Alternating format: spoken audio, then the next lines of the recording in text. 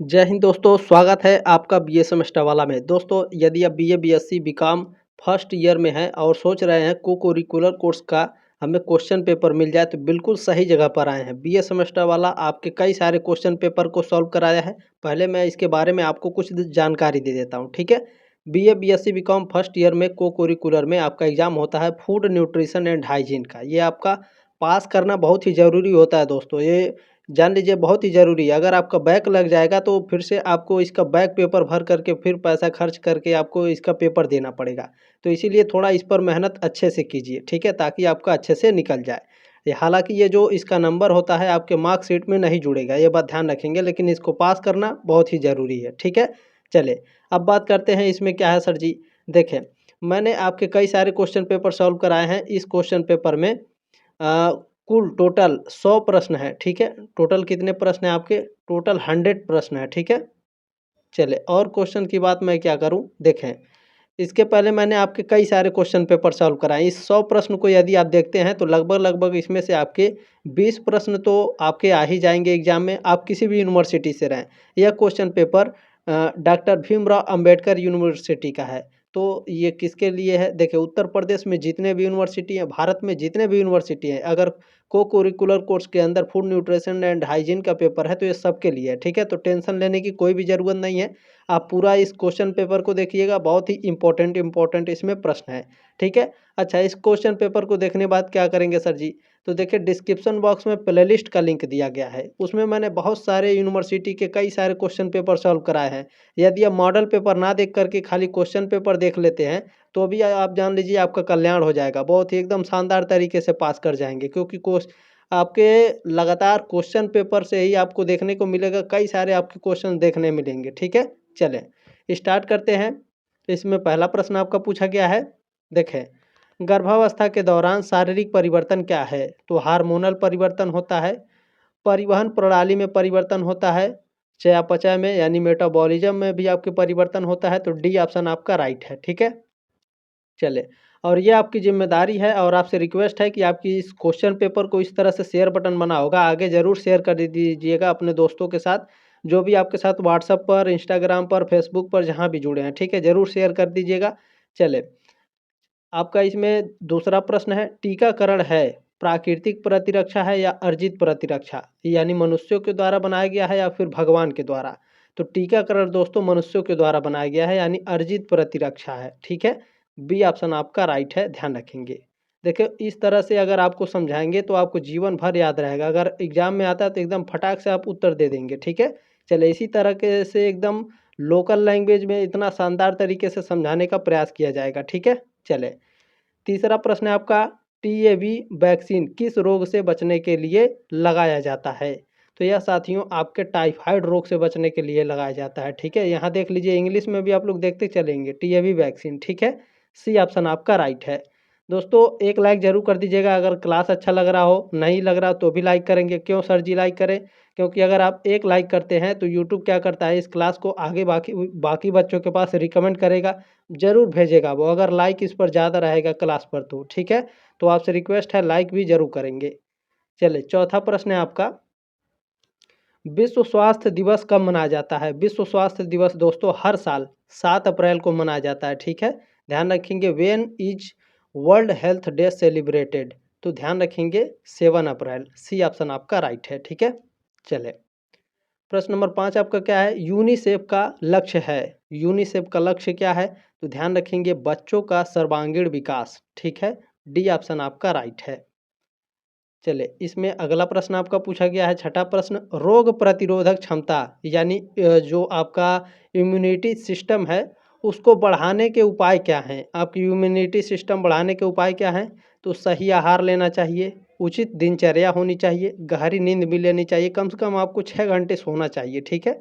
ये बात ध्यान रखेंगे, डी ऑप्शन आपका राइट है। चलिए, सातवां प्रश्न आपका पूछा गया है, ट्रिपल वैक्सीन में कौन सा टीका नहीं है? देखिए, ट्रिपल वैक्सीन में साथियों आपके डिप्थीरिया है, काली खांसी का टीका और टिटनेस।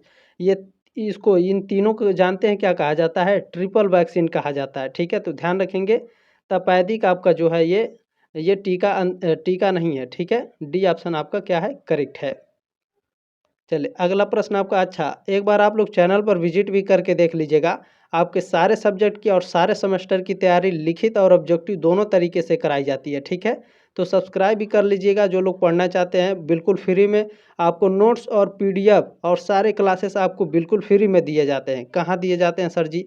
टेलीग्राम ग्रुप का लिंक दिया गया है डिस्क्रिप्शन बॉक्स में, ज्वाइन कर लीजिएगा। वहाँ आपके यूनिवर्सिटी से संबंधित भी जितने भी जानकारी रहती है, जितने भी अपडेट हैं, एग्ज़ाम कब है, क्या हो रहा है, क्या नहीं हो रहा है, सारे टेलीग्राम ग्रुप में ही सेंड किए जाते हैं। ऐसा क्यों सर जी, यूट्यूब पे क्यों नहीं सेंड करते हैं?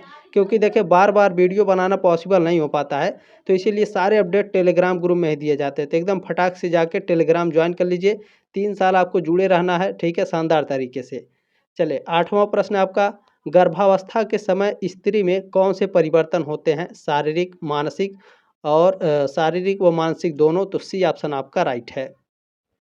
देखिए इतना कठिन भी पेपर नहीं आता है, ठीक है, टेंशन ना लीजिए। आप लोग इतना इंटेलिजेंट हैं कि कम से कम अगर 100 क्वेश्चन पूछेगा तो उसमें से लगभग लगभग 30 से 35 प्रश्न तो आप लोग खुद कर सकते हैं, अगर दिमाग लगा के अच्छे से। अगर आप कम से कम 7-8 क्वेश्चन पेपर जितने भी मैंने सॉल्व कराए अगर आप देख लेते हैं एकदम 100%, 100 में से तो कम से कम आप 95 तो कर ही लेंगे एकदम आराम से, ठीक है। चले 9वां प्रश्न क्या है? अच्छा अगर आप लोग क्वेश्चन पेपर देखिएगा इस क्वेश्चन पेपर के बाद दूसरा क्वेश्चन पेपर, तो इसी में से कुछ क्वेश्चंस ऐसे होंगे जो उसमें आए होंगे, ठीक है। तो टेंशन ना लीजिए, आपके एग्जाम में भी इसी क्वेश्चन पेपर से प्रश्न आएंगे, ठीक है। चलें 9वां प्रश्न आपका पूछा गया है, माँ का दूध बच्चों के लिए क्यों अधिक आवश्यक है? क्यों आवश्यक होता है? क्योंकि सभी पोषक तत्व उपस्थित होते हैं, संक्रामक रोग नहीं होते हैं, ठीक है, संवेगात्मक विकास होता है। तो ये सभी डी ऑप्शन आपका राइट है। और देखिए जो छोटे बच्चे होते हैं दोस्तों, कम से कम 6 महीने तक माँ का दूध उनको मिलना चाहिए, ठीक है। 6 महीने के बाद ही धीरे धीरे प्रक्रिया शुरू हो जाती है दूध छुड़ाने वाली, ठीक है, ध्यान रखेंगे इस बात को।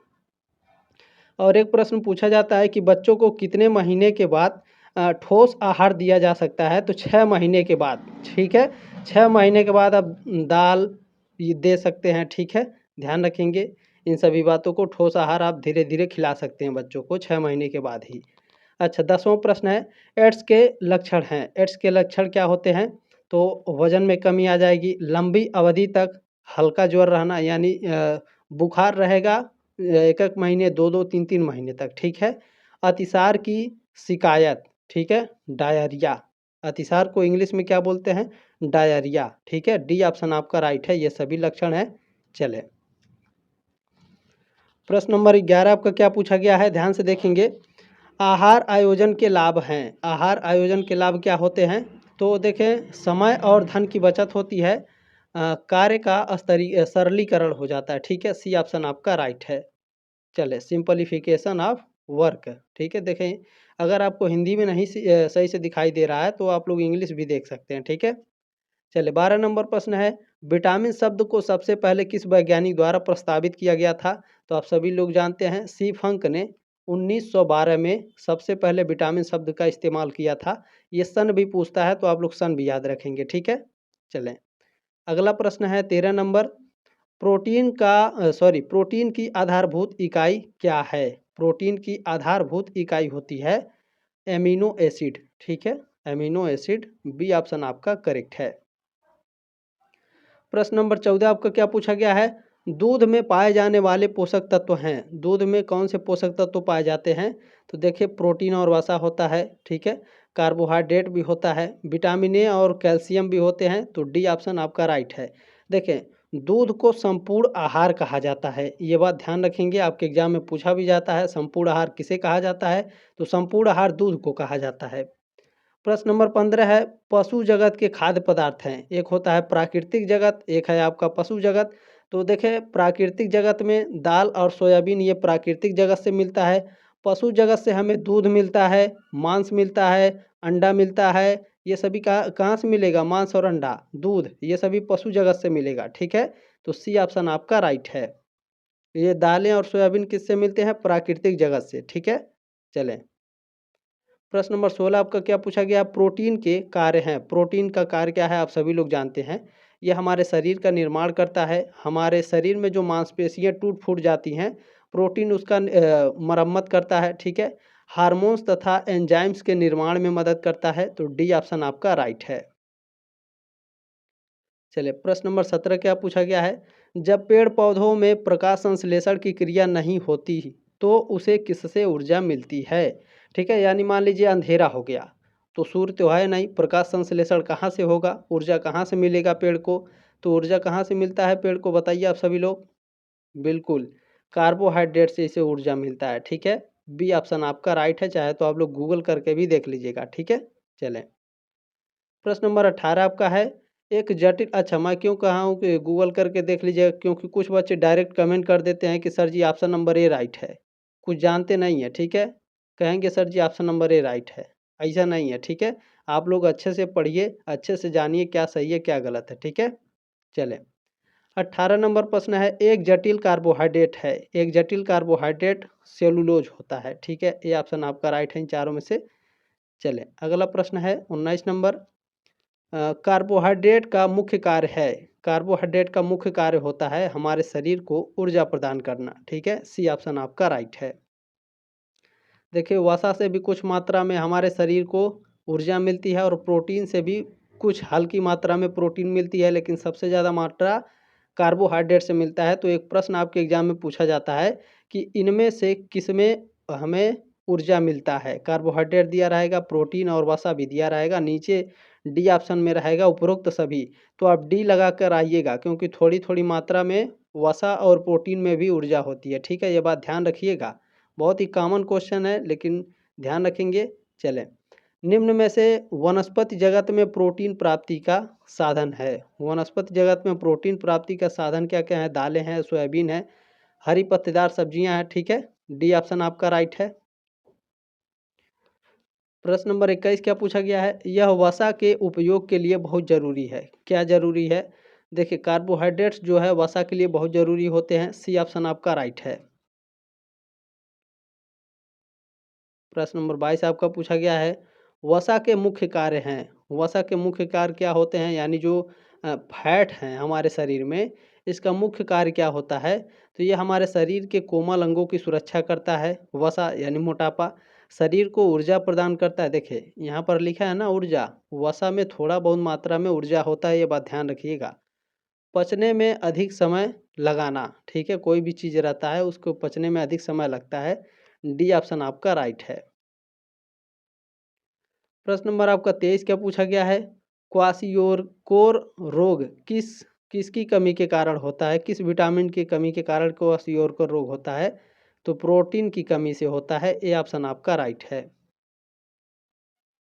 प्रश्न नंबर 24 आपका पूछा गया है, जिस आहार में व्यक्ति के शरीर की दैनिक आवश्यकताओं को पूर्ण करने की क्षमता होती है उसे कहते हैं।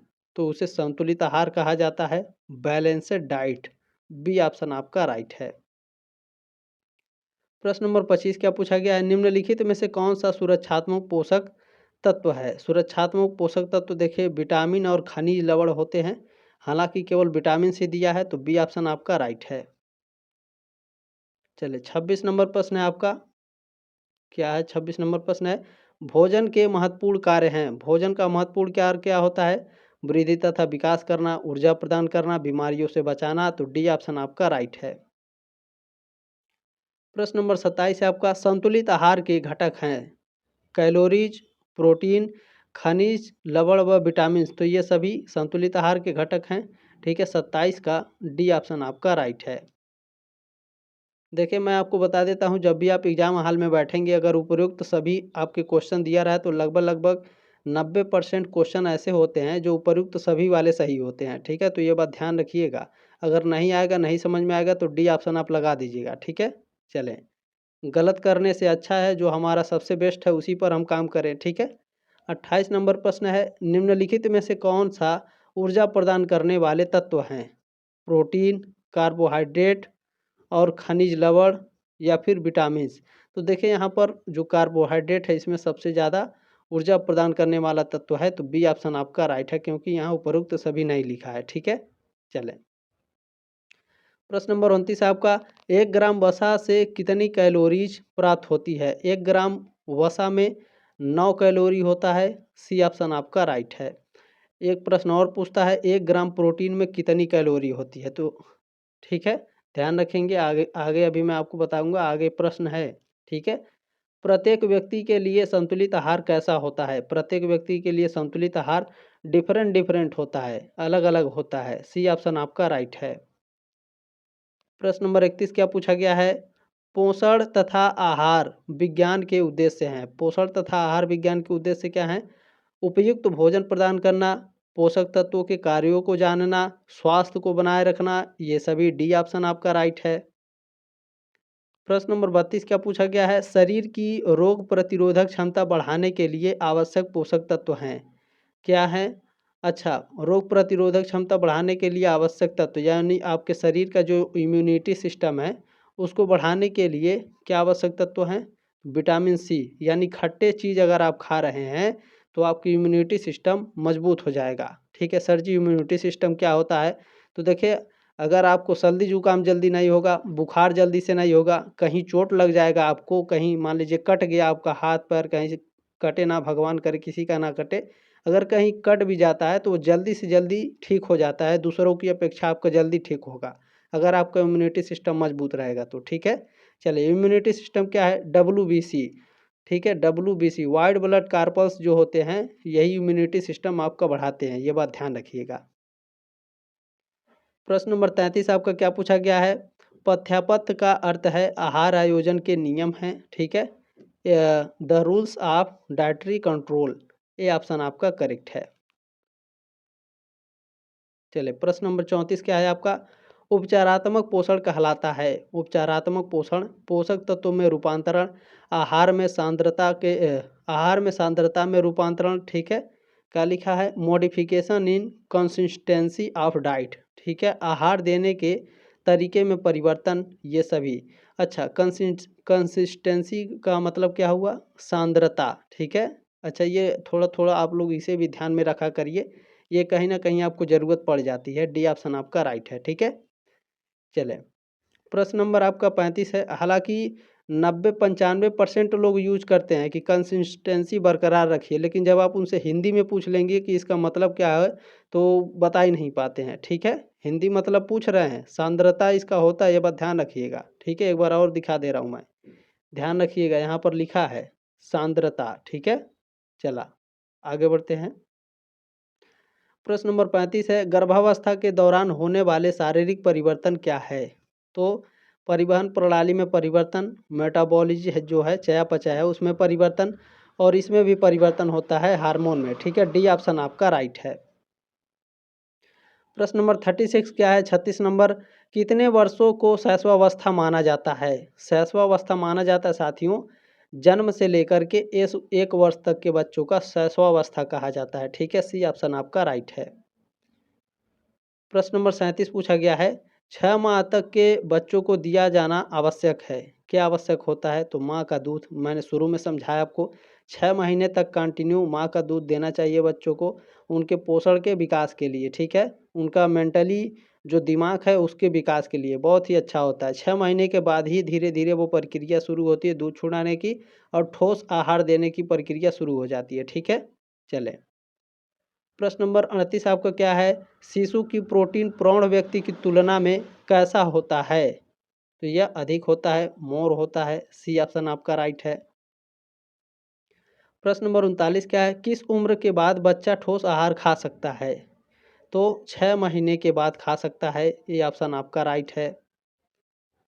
प्रश्न नंबर 40 क्या पूछा है? देखिए, गर्भवती महिला को कितनी विटामिन सी दिया जाना चाहिए? तो 80 मिलीग्राम दिया जाना चाहिए। सी ऑप्शन आपका राइट है। प्रश्न नंबर 41 क्या पूछा गया? पोषक तत्व जो दूध में नहीं पाया जाता है, कौन सा पोषक तत्व होता है? देखें, विटामिन सी दूध में नहीं पाया जाता है, प्रोटीन, कैल्शियम और विटामिन ए पाया जाता है।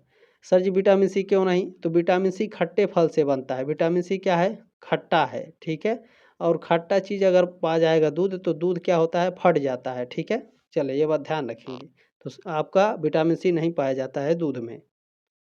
प्रश्न नंबर 42 है, विटामिन ए की प्राप्ति के साधन हैं? तो देखिए, सबसे ज़्यादा विटामिन ए गाजर में होता है। उसके बाद अगर गाजर ऑप्शन में नहीं देता है, क्योंकि जो यूनिवर्सिटी वाले होते हैं जो पेपर तैयार करते हैं वो भी बहुत ही दिमागदार होते हैं, शानदार होते हैं। गाजर नहीं लिखेंगे, डायरेक्ट पपीता लिख देंगे और दूसरे ऑप्शन में दे देंगे। तो ध्यान रखिएगा, गाजर के बाद सबसे ज़्यादा विटामिन ए जो है पपीता में पाया जाता है, ठीक है, और सबसे ज़्यादा पहले गाजर में, उसके बाद पपीते में। तो आपका ऑप्शन नंबर बी राइट है, ठीक है। गाजर नहीं रहेगा तो पपीता आप लोग लगाएंगे। प्रश्न नंबर 43 है, विटामिन बी 1 की कमी से मनुष्य में कौन सा रोग हो जाता है? अगर यही मैं आपसे कहूँ कि विटामिन बी की कमी से मनुष्य में कौन सा रोग हो जाता है? सर जी ऐसा क्यों कर रहे हैं? क्योंकि देखिए विटामिन बी और विटामिन बी 1, ठीक है, ये दोनों एक ही होता है, लेकिन बच्चे बहुत से ऐसे हैं जो कंफ्यूज हो जाते हैं। तो आज से जितने भी 43 नंबर क्वेश्चन तक आज गए हैं, तो ये बात वो लोग जान जाएंगे कि विटामिन बी और विटामिन बी 1 दोनों एक ही होता है, अलग नहीं है, ठीक है। पूछेगा विटामिन बी का रासायनिक क्या नाम है, वहीं अगर अगले क्वेश्चन में पूछ ले कि विटामिन बी 1 का रासायनिक नाम क्या है, तो बच्चे कंफ्यूज हो जाएंगे, अरे तो अलग अलग दिया है। ऐसा नहीं है बाबू, दोनों एक ही है। चाहे विटामिन बी पूछे चाहे विटामिन बी 1 पूछे, दोनों का रासायनिक नाम थायमीन है, ठीक है। चलें, अब यहाँ क्या पूछा है, विटामिन बी 1 की कमी से मनुष्य में कौन सा रोग हो जाता है? बेरी बेरी, ठीक है, ये ऑप्शन आपका राइट है। सर जी बेरी बेरी रोग क्या होता है? देखें, ओठ आपका फटने लग जाएगा, ओठ के जो किनारा होता है वो फटने लग जाएगा, आपका एड़िया, आपके हाथ पैर फटने लग जाएंगे, दरारें पड़ जाती हैं, फटने नहीं लग जाते, दरारें पड़ जाती हैं, ठीक है, ये बात ध्यान रखिएगा। चलिए, प्रश्न नंबर 44 क्या पूछा है, रिकेट्स नामक रोग किस विटामिन के कारण होता है? ठीक है, यहाँ पर क्या लिखा हुआ है, चलो कोई बात नहीं। पूछा है रिकेट्स नामक रोग किस विटामिन से होता है, ठीक है, तो ध्यान रखेंगे विटामिन डी की कमी से, ठीक है, ध्यान रखेंगे विटामिन डी की कमी से रिकेट्स नामक रोग होता है। तो ऑप्शन नंबर बी आपका राइट है। सर जी रिकेट्स रोग क्या होता है? इसमें जो हड्डियां होती हैं ये कैल्शियम की कमी के कारण टेढ़ी हो जाती हैं, ठीक है, टेढ़ा हो जाएगा, ये बात ध्यान रखिएगा। प्रश्न नंबर 45 है आपका, विटामिन ए सबसे अधिक किस में मिलता है? विटामिन ए अनाज में, दाल में, सोयाबीन में या कार्ड लीवर आयल में? तो देखिए सोयाबीन में सबसे ज़्यादा प्रोटीन होता है, दाल में सबसे ज़्यादा प्रोटीन होता है, अनाज में आपके मान लीजिए गेहूं चावल है तो उसका अलग हो गया, अनाज तो होगा नहीं एकदम। तो कार्ड लीवर आयल, ठीक है, मछली का जो तेल होता है या फिर लीवर होता है, उसमें सबसे ज़्यादा विटामिन ए पाया जाता है, ये बात भी आप लोग ध्यान रखेंगे, ठीक है। एक ही प्रश्न मतलब जो ये प्रश्न पूछा है विटामिन ए वाला, ये सेम प्रश्न पूछेगा लेकिन आपका ऑप्शन अलग अलग दे देगा। तो ध्यान रखिएगा, अगर आप पूरा क्लास देखते हैं तो गारंटी लेता हूँ एकदम अच्छे तरीके से एकदम समझा दूंगा, आप एकदम टेंशन नहीं ले पाएंगे, ठीक है। चले, कैल्शियम, फास्फोरस और विटामिन डी मिलकर निर्माण करते हैं, तो आपको पता है कैल्शियम क्या होगा, दांत से, दांत हमारा किससे बना है? कैल्शियम से। फास्फोरस क्या है और विटामिन डी क्या है? तो आप सभी लोग जानते हैं, हमारे हड्डियों का निर्माण करता है, यानी अस्थियों का, दांतों का निर्माण ये तीनों करते हैं, ठीक है। तो डी ऑप्शन आपका राइट हो जाएगा, यहाँ पर ए और बी दोनों सही हैं, ठीक है। चले, प्रश्न नंबर अब 47 क्या पूछा गया है, नियासिन की कमी से निम्नलिखित में से कौन सा रोग होता है? पायलाग्रा रोग होता है, ये ऑप्शन आपका राइट है। ये सब कॉमन क्वेश्चन है, ये हमेशा पूछे जाते हैं हर यूनिवर्सिटी में, ठीक है, जहाँ भी आपका को करिकुलर का पेपर होता है। प्रश्न नंबर 48 क्या है, स्वस्थ प्रौढ़ व्यक्ति के शरीर प्रतिदिन कितना कैल्शियम आवश्यक होता है? तो प्रौढ़ व्यक्तियों में 1000 मिलीग्राम होता है, लेकिन आपके ऑप्शन में दिया नहीं है। सर जी तब क्या करेंगे? तो सबसे ज़्यादा जो रहेगा ऑप्शन में वही लगा देंगे, डी ऑप्शन आपका राइट हो जाएगा।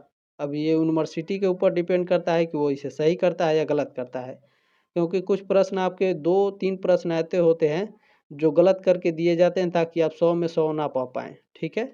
चलें, प्रश्न नंबर 49 है, विटामिन सी निम्नलिखित में से किस में पाया जाता है? तो विटामिन सी नींबू में, संतरा में, अमरूद में, ये तीनों खट्टे होते हैं, तो जिसमें खट्टा होगा भैया उसमें विटामिन सी होगा। अमरूद तो मीठा होता सर जी, अरे पकने के बाद होता है ना, पकने के बाद भी वो कभी कभी ऐसा लगता है पकने के बाद भी वो खट्टा होता है, ठीक है। एक होता है एकदम हरा रहेगा, कच्चा रहेगा, एक एकदम हो जाएगा पीला हो जाएगा। तो जो एकदम पीला वाला होता है वो तो मीठा लगता है, लेकिन जो बीच वाला होता है ये सबसे अच्छा लगता है और इसमें थोड़ा थोड़ा खट्टा भी होता है, ठीक है। चले, प्रश्न नंबर 50 क्या पूछा गया है, कैल्शियम का प्रमुख स्रोत है? दूध है, ठीक है, चावल तो होगा नहीं, कार्बोहाइड्रेट पाया जाता है, गुड़ आलू तो होगा नहीं, ठीक है, तो दूध आपका ए ऑप्शन आपका राइट है। प्रश्न नंबर 51 क्या है? आयरन प्रचुर मात्रा में किस में मिलता है? तो आयरन प्रचुर मात्रा में हरे पत्तेदार सब्जियों में मिलेगा, अंकुरित बीज में भी मिलेगा, भूजल चना में भी। ठीक है, डी ऑप्शन आपका राइट है, रोस्टेड चना। चलिए प्रश्न नंबर आपका 52 क्या है?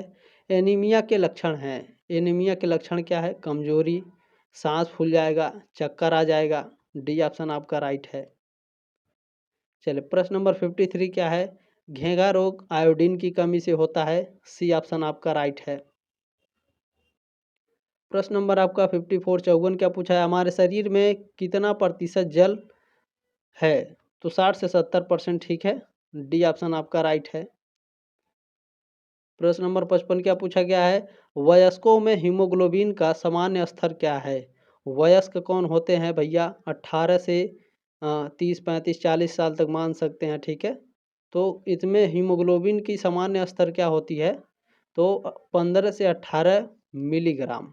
ये ऑप्शन आपका राइट है। प्रश्न नंबर आपका 56 क्या है? हमारी दृष्टि के लिए कौन सा विटामिन आवश्यक है? हमारी दृष्टि के लिए यानी हमारी आँख के लिए, हमको देखने के लिए कौन सा विटामिन हमको मिलेगा भैया? कौन अच्छा विटामिन है जो हमको दिखाएगा अच्छे से? तो ये विटामिन ए होता है। सी ऑप्शन आपका राइट है। गाजर खाइए एकदम, पपीता खाइए खूब, कार्ड लीवर खाइए, मछली का तेल खाइए। मछली का तेल कहाँ से खाएंगे? तो मछली खाइए। ठीक है, मछली अगर आप मछली बनाते होंगे, देखते होंगे, उसमें भी आपके तेल निकलते हैं। ठीक है, तो मछली भी बहुत अच्छा होता है, प्रोटीन भी पाया जाता है मछली में। प्रश्न नंबर 57 क्या है? कौन सा विटामिन जल में घुलनशील है? देखें, विटामिन बी और विटामिन सी ये दोनों जल में घुलनशील होते हैं। ठीक है, अच्छा सर जी, विटामिन B2 जल में घुलनशील होता है क्या? बिल्कुल होता है। विटामिन बी के जितने भी सिम्टम्स है, vitamin B2, vitamin B4, vitamin B5, vitamin B7, vitamin B9, vitamin B12, इन ये सब विटामिन जो है जल में घुलनशील होते हैं। विटामिन बी के जितने भी सिम्टम्स है और विटामिन सी, ये दोनों आपके जल में घुलनशील होते हैं।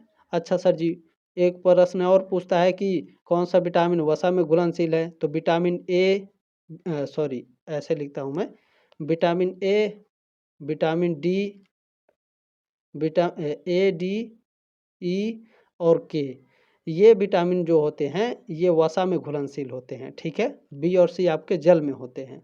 तो सी आपका दिया है, ऑप्शन नंबर ए राइट है। अब आप कभी नहीं भूलेंगे। ठीक है, चलें प्रश्न नंबर 58 क्या है?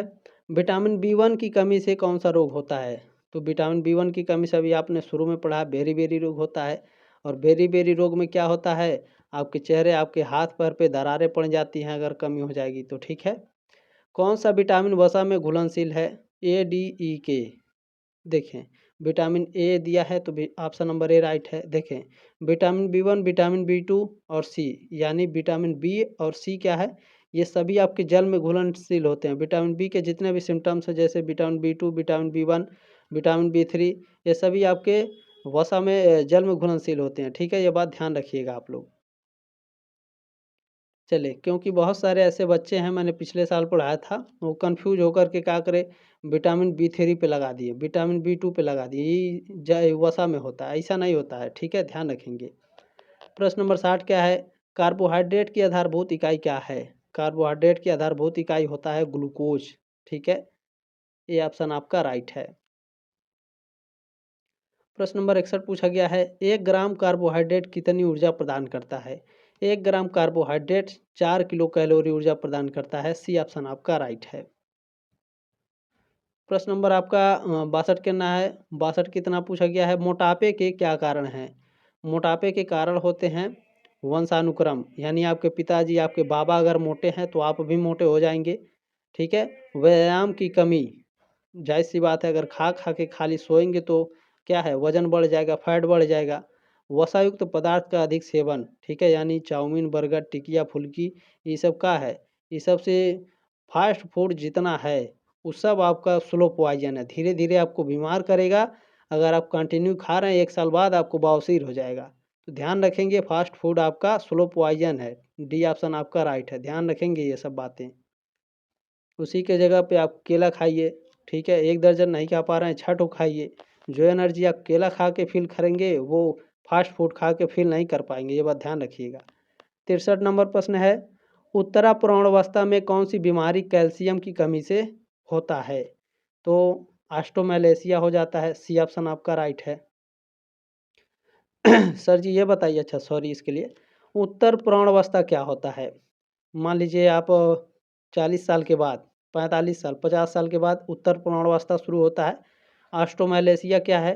तो इसमें जो पैर देखे होंगे आपके बाबा होंगे या पुराने जो गांव में होंगे देखे होंगे, उनका जो पैर होता है देखे होंगे आप, हल्का हल्का ऐसे टेढ़ा हो जाता है, ऐसे हो जाता है, हड्डियां बाहर की ओर हो जाती हैं, ऐसे देखे होंगे। ये उनका पंजा है और ये जो पैर की हड्डी है ये हल्का हल्का ऐसे टेढ़ा हो जाता है, आप लोग देखे होंगे, ठीक है। नहीं देखे हैं तो देखिएगा, हल्का हल्का टेढ़ा हो जाएगा। चलिए प्रश्न नंबर 64 क्या है आपका? आहार आयोजन को प्रभावित करने वाले तत्व हैं, कौन से तत्व हैं? तो आयु और लिंग है, ठीक है। एज और आपका सेक्स क्या है, मेल है कि फीमेल है। मौसम और व्यवसाय है। पारिवारिक आय और भोज्य की पसंद, तो ये सभी हो जाएंगे। डी ऑप्शन आपका राइट है। चलिए प्रश्न नंबर 65 क्या पूछा गया है? वसा की कमी से कौन सा रोग हो जाता है? तो देखिए फैट की कमी अगर आपके शरीर में होगी तो भी आपको बीमारी हो जाएगा। तो कौन सा रोग होता है?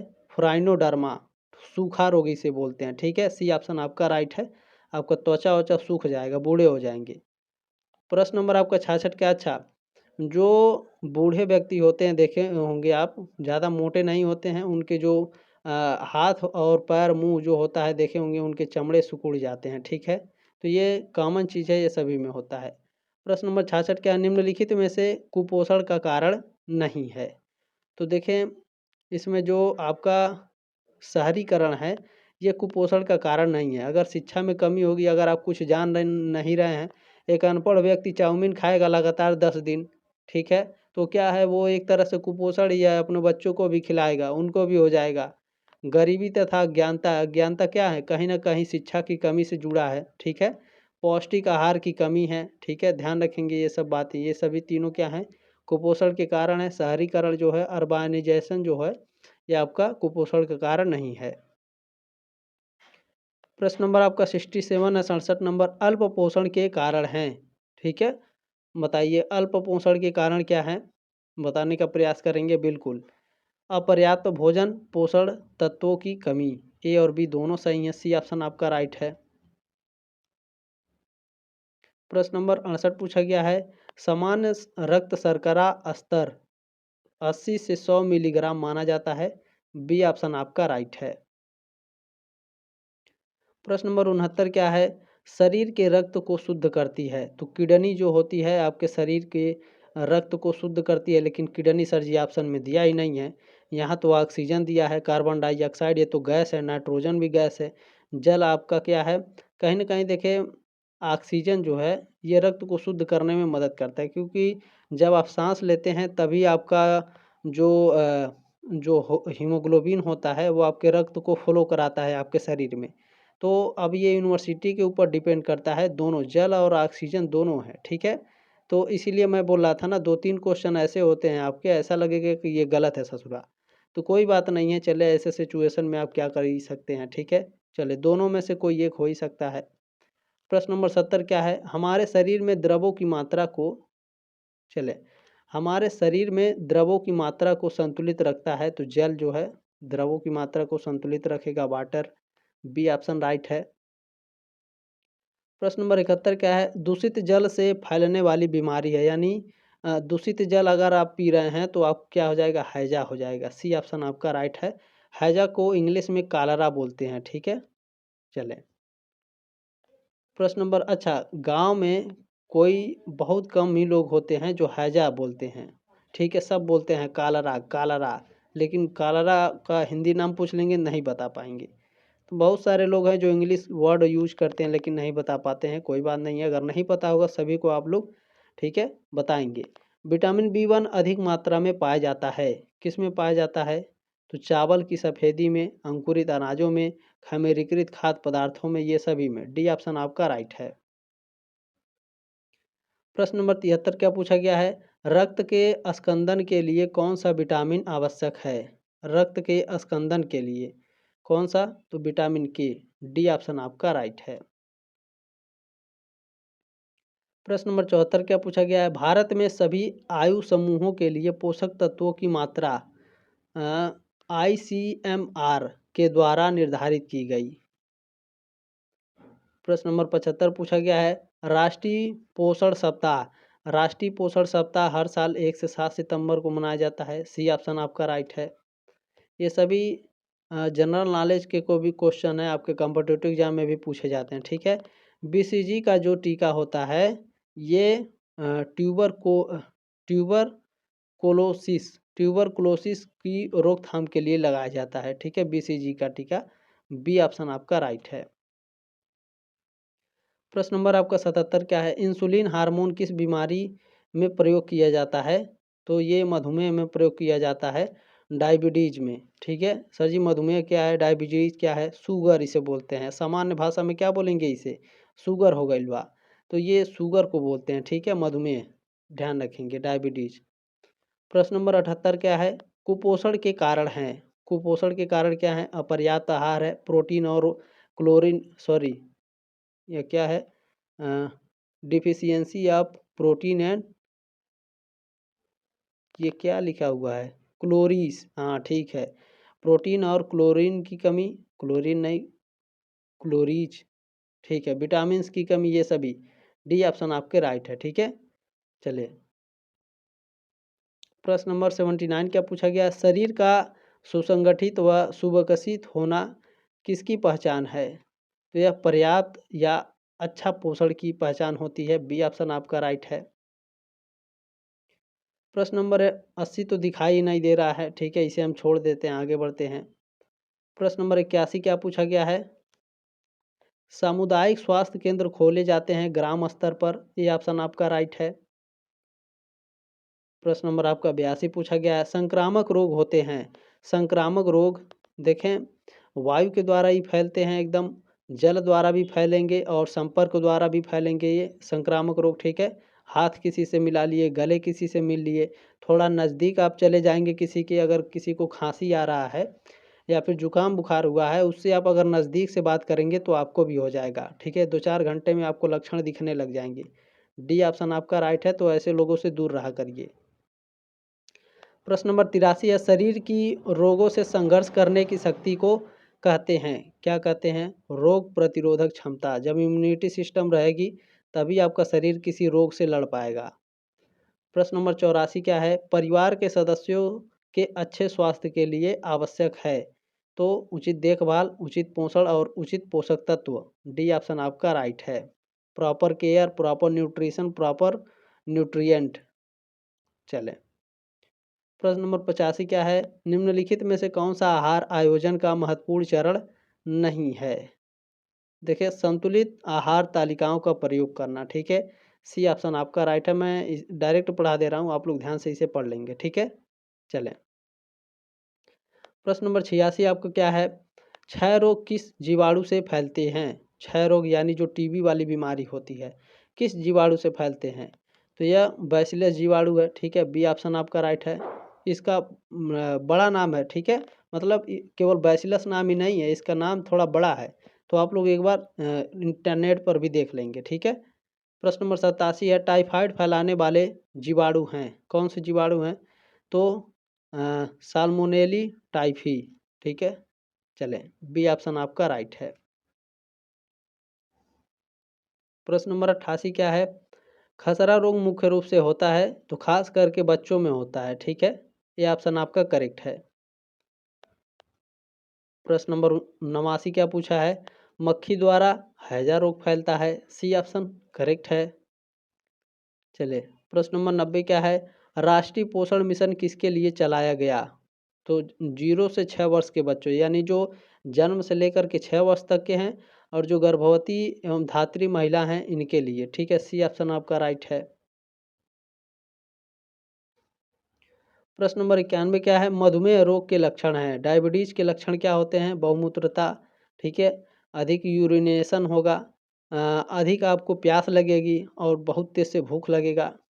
तो आप जान लीजिए, तेज से भूख लग रहा है, ज़्यादा प्यास लग रहा है और बहुत ज़्यादा यूरिनेशन हो रहा है, तो ध्यान रखेंगे आपको क्या हो गया है? आपको क्या हो गया है? मधुमेह हो गया, डायबिटीज हो गया, शुगर हो गई। डी ऑप्शन आपका राइट है। तो ध्यान रखेंगे, अभी आप इस उम्र में ज़्यादा चीनी या फिर ज़्यादा मीठी का सेवन कर रहे हैं तो 40 साल के बाद आपको डायबिटीज़ हो जाएगा, ये बात ध्यान रखेंगे। प्रश्न नंबर 92 क्या है, निम्न में से कौन सा उच्च रक्तचाप के कारण है? तो उच्च रक्तचाप मतलब समझ रहे हैं, हाई ब्लड प्रेशर, यानी ब्लड प्रेशर किसके कारण हाई हो जाता है? तो आयु और मोटापा, ठीक है। ये आयु कोई मैटर नहीं करता है, किसी भी उम्र में अब हार्ट अटैक आ जा रहा है, ठीक है। लेकिन मोटापा तो जायज़ सी बात है, अगर किसी का मोटापा ज़्यादा है, मोटे व्यक्ति को ज़्यादा ब्लड प्रेशर आता है, ठीक है। वंशानुक्रम यानी पिताजी को है, माताजी को है, बाबा को है, अय्या को है, तो आपको भी हार्ट अटैक होगा, ठीक है। शारीरिक व्यायाम की कमी, ठीक है, अगर आप व्यायाम नहीं कर रहे हैं तो भी हार्ट अटैक हो जाएगा। मानसिक तनाव और क्रोध, ज़्यादा गुस्सा करेंगे, ज़्यादा टेंशन लेंगे तो भी आपको हार्ट अटैक आ जाएगा, ठीक है। तो इन सभी चीज़ों से दूर रहिए, और ये ज़रूरी नहीं है कि आपके माता पिता को हार्ट अटैक आ रहा है तो आपको भी आएगा। अगर आप कंटिन्यू व्यायाम करते हैं, आपका अच्छा खान-पान है, तो आपको कभी नहीं आएगा, ये बात ध्यान रखेंगे। चलें, प्रश्न नंबर 93 क्या है? देखिए, अगर मैं चाहता तो डायरेक्ट सीधे-सीधे पढ़ाता चला जाता। मैं चाहता हूँ कि आपको एकदम डीपली पढ़ाया जाए, ताकि देखिए आप पढ़ कर के यहाँ से चले जाएँगे, लेकिन जो मैं चीज़ें बता रहा हूँ, जो आपको समझा रहा हूँ, ये पूरे जीवन भर आपको काम आएगा, ठीक है? तो ध्यान रखेंगे, जो बच्चे चले जाते हैं उनके लिए तो कोई बात नहीं है, जो लोग रुके हैं, वो उनको बहुत अच्छे से मैं समझाऊँगा, कोई दिक्कत नहीं है। चलें, प्रश्न नंबर 93 क्या है? शरीर की किस स्थिति में शरीर का भार आवश्यकता से 20% बढ़ जाता है? ये मोटापा के कारण होता है, ठीक है, ओबेसिटी के कारण। ये ऑप्शन आपका करेक्ट है। चलिए, प्रश्न नंबर आपका 94 क्या है? निम्नलिखित में से कौन सा कब्ज का प्रकार नहीं है? मरोड़ वाला कब्ज होता है, मनोवैज्ञानिक कब्ज होता है, एटोनिक कब्ज होता है, या फिर सामाजिक कब्ज होता है? बहुत से बच्चे देखें, मरोड़ वाला कब्ज और एटोनिक कब्ज, ये तो कहेंगे सही है। सर जी, मनोवैज्ञानिक कब्ज क्या है? मनोवैज्ञानिक मतलब दिमाग से सोच रहे हैं क्या? कब्ज, पेट में कब्ज हो रहा है। सामाजिक कब्ज क्या है? सामाजिक कब्ज भी मैं आपको बहुत इसको ऐसे समझा दूंगा, आपको जीवन भर याद रहेगा। देखिए, मरोड़ वाला कब्ज और एटोनिक कब्ज तो ये तो सिंपल ही है, ठीक है, हो गया। मनोवैज्ञानिक कब्ज क्या है? अगर आप दिमाग में टेंशन लेंगे, कुछ भी ऐसा चीज़ सोचेंगे, तो आपके शरीर पर प्रभाव पड़ेगा, जिससे आपको कब्ज हो जाएगा। लेकिन सामाजिक कब्ज क्या है? ठीक है, सामाजिक कब्ज क्या है? समाज में जो बुराइयां हैं, जो भ्रष्टाचार फैल रही हैं, इसे सामाजिक कब्ज बोला जाता है, ठीक है। सोशल कंसप्शन बोला जाता है। तो डी ऑप्शन क्या है आपका? ये कब्ज का प्रकार नहीं है, ठीक है। बाकी ये सब कब्ज के प्रकार हैं। मनोवैज्ञानिक तरीके से आप सोचेंगे तो भी आपके शरीर पर प्रभाव पड़ेगा और कब्ज हो जाएगा, ठीक है। 95 नंबर प्रश्न है, अतिसार का प्रमुख कारण है? अब आप ये जान लीजिए अतिसार क्या है। तो डायरिया, डायरिया क्या है? बुखार, आप समझ सकते हैं इसे, ठीक है। बुखार को ही अतिसार बोला जाता है, डायरिया को। डायरिया में क्या होता है? बुखार हो जाता है, ठीक है। तो 95 का ऑप्शन नंबर डी राइट हो जाएगा। संक्रमण है, विषाक्त जीवाणु है, और रासायनिक पदार्थ है। चलें, प्रश्न नंबर आपका 96 क्या पूछा गया है? तीव्र ज्वर किस रोग में होता है? यानी तेज से बुखार कौने रोग में हो जाएगा? जुकाम में, टांसिल में, निमोनिया में? तो इन सभी में होता है, ठीक है। डी ऑप्शन आपका राइट है। प्रश्न नंबर 97 क्या पूछा है? तेज ज्वर यानी तेज बुखार की स्थिति में निम्न में से कौन सा पदार्थ वर्जित है? यानी तेज से बुखार है तो कौन सा खाना नहीं देना चाहिए? मिर्चा मसाला नहीं देना है, तलन भुनल नहीं देना है, रेशे युक्त भोजन नहीं देना है, ठीक है। डी ऑप्शन आपका राइट है, ये सभी। प्रश्न नंबर 98 क्या है आपका? प्रतिरक्षा के प्रकार हैं, यानी आपका इम्यूनिटी के प्रकार कौन से होते हैं?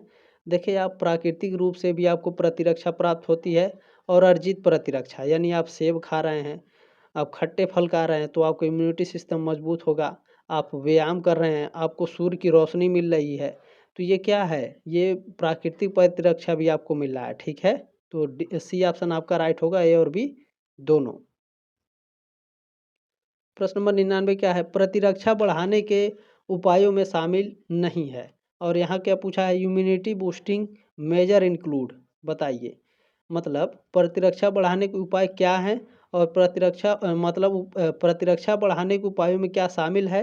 ये इंग्लिश का मतलब हुआ, और हिंदी में पूछा ससुरा कि प्रतिरक्षा बढ़ाने के उपायों में शामिल नहीं है, बताइए। तो यहाँ नॉट देना चाहिए था, immunity boosting measure not include, ऐसे तो देना चाहिए था ना। हिंदी में गलत पूछ लिया है, इंग्लिश में सही पूछा है। देखिए इसे मिटा दीजिए यहाँ से, ये मिटा दीजिए ससुरा को। प्रतिरक्षा बढ़ाने के उपायों में क्या शामिल होता है? आपको अच्छी नींद लेना है, तब आपका इम्यूनिटी सिस्टम मजबूत होगा। पौष्टिक भोजन खाएँगे, अच्छा-अच्छा भोजन खाएँगे, तला भुना नहीं खाना है, फास्ट फूड तो एकदम नहीं खाना है। उचित व्यायाम करना है, ठीक है? 1 किलो 2 किलोमीटर तक दौड़ना है, डेली व्यायाम करना है, जितना उचित हो सके। ये सभी आप करेंगे तो आपका इम्यूनिटी सिस्टम मजबूत होगा। इसमें ससुरा नहीं दिया है तो नहीं वाला कोई ऑप्शन है नहीं है, तो डी ऑप्शन आपका क्या है? राइट है, इंग्लिश वाले हिसाब से सही है, ठीक है? ध्यान रखेंगे। प्रश्न नंबर आपका 100 है, लास्ट प्रश्न है। एक वयस्क व्यक्ति को प्रतिदिन कितना पानी पीना चाहिए? तो कम से कम 6 से 8 गिलास तो पीना चाहिए। बी ऑप्शन आपका राइट है प्रश्न नंबर 100 का। तो साथियों जो अभी तक 100 प्रश्न तक रुके हैं उन्हें बहुत-बहुत बधाई। बहुत सारे नॉलेज मिले होंगे आपको। देखिए यूट्यूब पर आप किसी के पास भी पढ़ रहे हैं, कहीं भी पढ़ रहे हैं, कोई दिक्कत नहीं है। अगर आपको नॉलेज लग रहा है कि अच्छा मिल रहा है तो आप लास्ट तक ज़रूर रुकें, ठीक है? तो जो अभी तक रुके थे उनको कांग्रेचुलेसन, बहुत सारे नॉलेज मिले होंगे जो उनकी ज़िंदगी में बहुत ही अच्छे तरीके से वो अपने लाइफ में इंक्लूड कर सकते हैं, ठीक है? बाकी साथियों मैंने डिस्क्रिप्शन बॉक्स में बहुत सारे क्लासेस कराए हैं, आप सारे क्लासेस को अटेंड कर लीजिएगा। गारंटी है कि आप एकदम शानदार तरीके से एग्ज़ाम दे पाएँगे, ठीक है? चलिए जल्दी मिलते हैं आपके नेक्स्ट मॉडल पेपर में। तब तक के लिए जय हिंद, वंदे मातरम।